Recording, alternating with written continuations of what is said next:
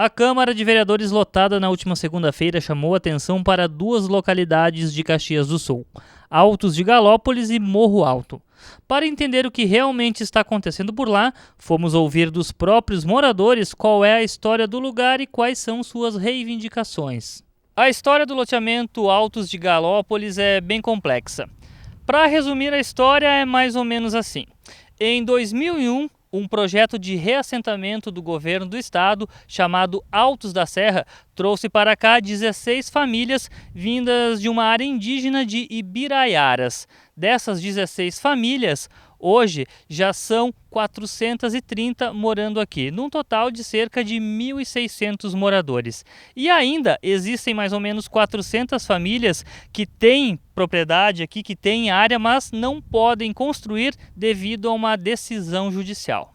Estes 1.600 moradores encontram-se em uma área de 209 hectares, localizada logo depois de Galópolis.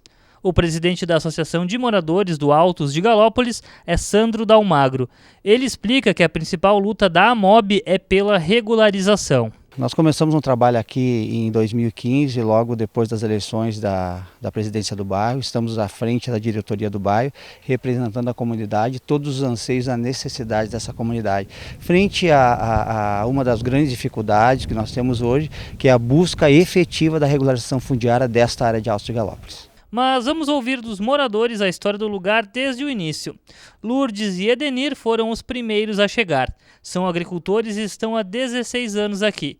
Vieram de Ibiraiaras, no norte do estado, para um reassentamento em Caxias do Sul.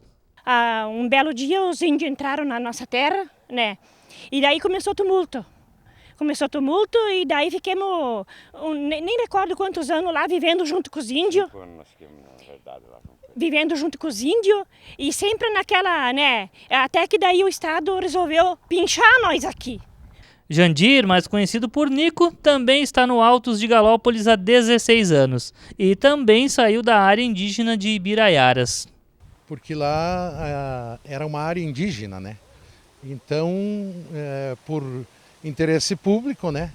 Aí a gente foi indenizado das benfeitorias, né? Aí a gente ficou 5 anos aguardando o Estado. As benfeitorias quem indenizou foi a União, né? Através da FUNAI. E aí a gente ficou 5 anos aguardando a devolução da terra pelo Estado, né? O presidente da AMOB explica que as 16 famílias que vieram inicialmente para cá, por necessidade, começaram a vender parte das terras que receberam. Essas famílias vieram para cá, se assentaram aqui e por questões de sobrevivência, questões de difícil acesso, questões de solo um pouco diferente no qual eles viviam, por necessidade própria, acabaram fracionando essas áreas em áreas maiores e essas pessoas que compraram acabaram também fracionando e assim por diante se tornou nosso loteamento hoje.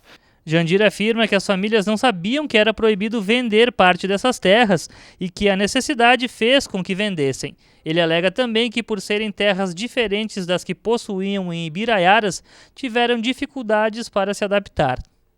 Aceitamos aqui. Tem gente que até hoje não aceitaram, porque era uma região bem diferente da onde a gente morava.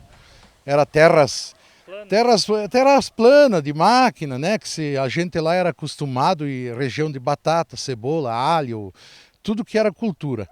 E chegou num ponto assim que, até pela lei da sobrevivência e pela ameaça de invasões. Então a gente começou, só que ninguém sabia, nós não sabia que não podia vender um pedaço, sabe? Foi se vendendo, até porque houve procura, né? A gente vendia tipo uma chácara mais grande, depois quem comprava também parcelou e reparcelou e foi. Hoje chegou nessa situação que virou um loteamento, né? E durante todo o tempo em que estão aqui, Lourdes, Edenir, Jandir e os outros moradores ainda não receberam a escritura das terras. Tudo o que possuem é um termo de uso. Edenir conta que em Ibiraiaras possuíam escritura e na nova terra apenas o documento que não comprova que são proprietários. Só que faz 16 anos que nós estamos aqui, sempre nessa angústia, sempre esperando esses documentos e nunca veio. Passou o prefeito, passou o governador, passou uns par já, porque não passou um só. sempre prometendo esses documentos para nós, até hoje não veio documento nenhum. E nós sempre nessa agonia. Agora o que acontece? Agora o Ministério Público entrou com essa ação aí, coisa aí, que nem ontem. O Ministério Público com helicóptero por cima aqui, a polícia na rua, parecia que nós somos bandidos do lugar aqui, tudo armado, tudo fazendo ameaça aí, coisa. Nós somos pessoas humildes, nós não somos bandidos, nós estamos pedindo o nosso direito, não o que nós não temos direito. O Estado simplesmente deu o que nós temos de direito, que é o nosso documento. O presidente da Associação de Moradores conta que, mesmo com a falta de regularização, serviços essenciais do município têm chegado ao Altos de Galópolis. A Codeca recolhe o lixo uma vez por semana, a subprefeitura de Galópolis ajuda no patrulhamento das ruas e o SAMAI leva água para quem não tem poço artesiano. Porém, ele explica que tem serviços que estão deficientes. Mas deixar claro que, diante dessa ação civil pública, nós temos duas reivindicações importantes para a comunidade, que uma delas é que o transporte público, a Visat, vem até a nossa comunidade para proporcionar para a comunidade um serviço público com eficiência, como também iluminação pública, para dar um sentimento de segurança na nossa rua principal. Pela urbanização do Altos de Galópolis, para que serviços públicos como linha de ônibus e pela documentação que comprova que são proprietários das terras, é que os moradores têm se mobilizado com tanta intensidade. Eu só peço para o governador que eu quero o meu documento. E deixem nós em paz trabalhar.